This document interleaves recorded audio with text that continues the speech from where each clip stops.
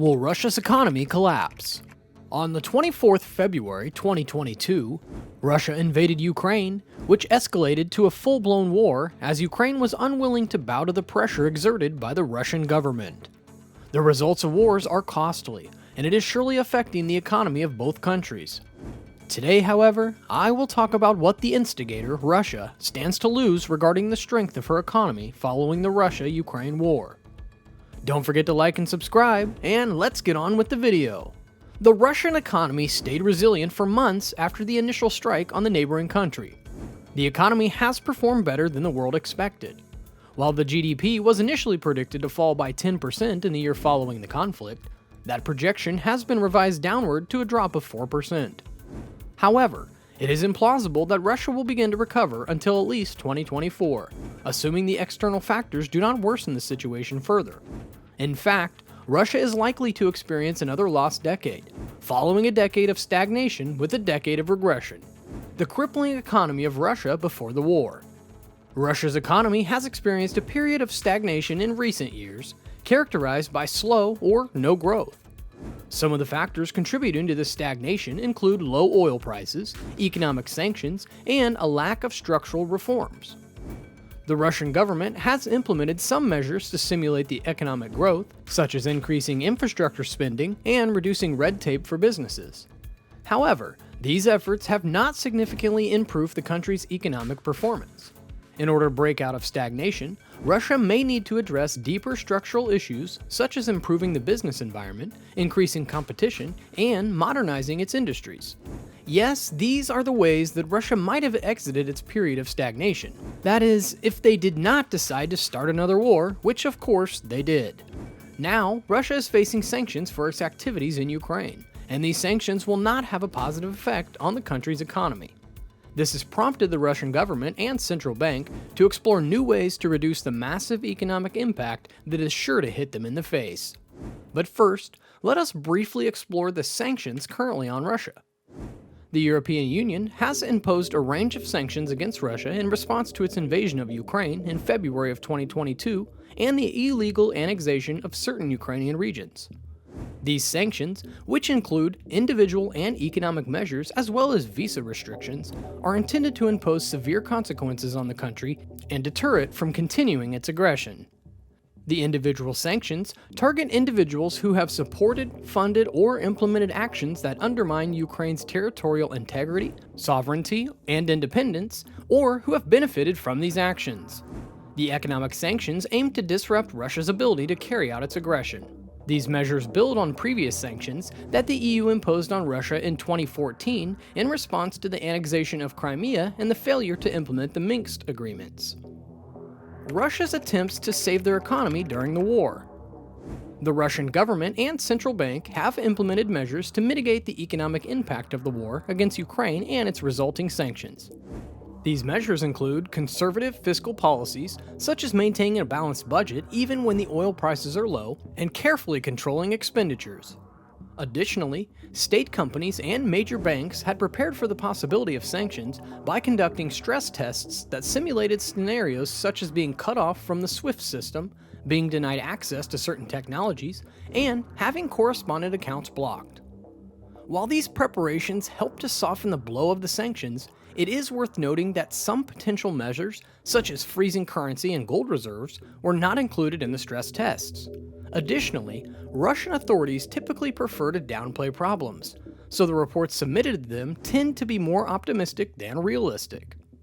The most significant sanction anticipated was an embargo on IT and microchips, which would not immediately impact most sectors of the economy. While initial preparations helped to mitigate the short-term impact of the sanctions, their effects have proven to be more prolonged. In October, non-oil and gas revenues declined by 20% in annual terms. Industrial production was relatively stable in the first 10 months of the year, but this was largely due to an increased military spending that boosted sectors such as clothing, tanks, and missiles, while masking declines in other areas such as automobile production, which almost halved, and timber processing. The Russian-Ukraine war impacts on Russia's economy. War can have significant negative effects on the economy. It can disrupt production and trade, destroy infrastructure, and cause inflation. Here are a few causes of Russia's economic decline. Number 1. Boycott by Western companies. The departure of many Western companies and the complete break in trade with Europe in energy commodities, coupled with the lack of suitable alternatives, will continue to hinder the Russian economy. Additionally, internal support for the economy is limited. Investment is at risk of being cut due to the uncertain business climate. Private businesses are hesitant to invest in a country involved in a war where they may be required to contribute to the war effort through new taxes or direct involvement. Number 2. Struggling industrial sector.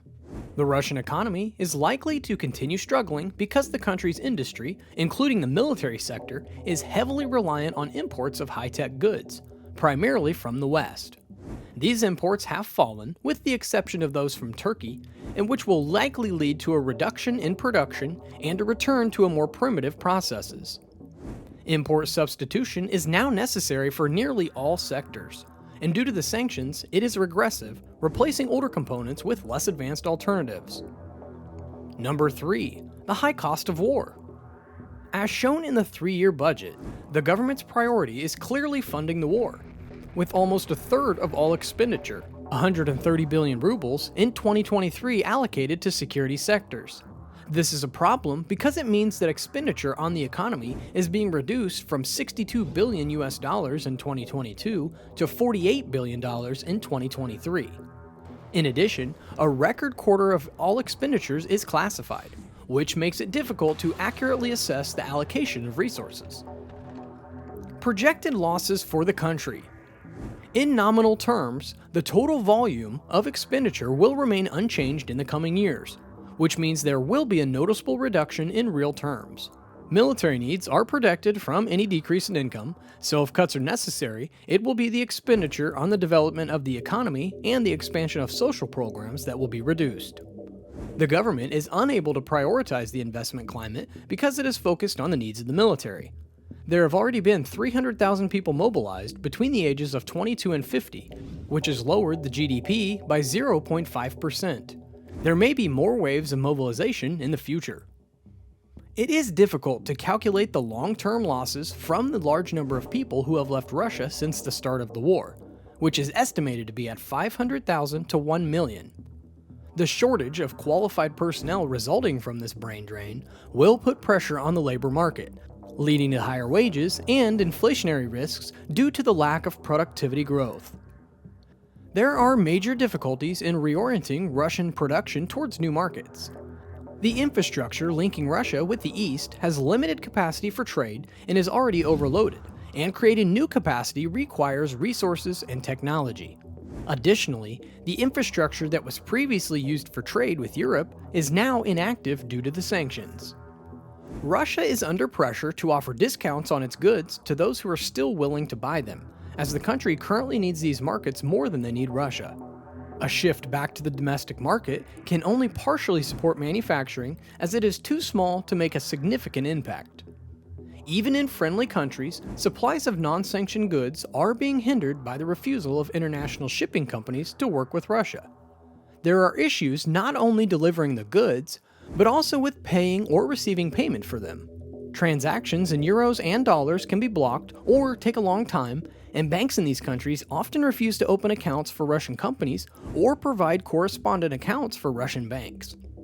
The government is unable to provide systematic solutions to support businesses, and this makes them implement targeted measures such as allowing cash payments for foreign trade operations to avoid using dollars and euros. The future of Russia's economy. A lot of this is speculation, but if the Russian government avoids implementing a state plan with strict controls on who can supply what to whom, Russian companies will likely find ways to adapt to the current conditions.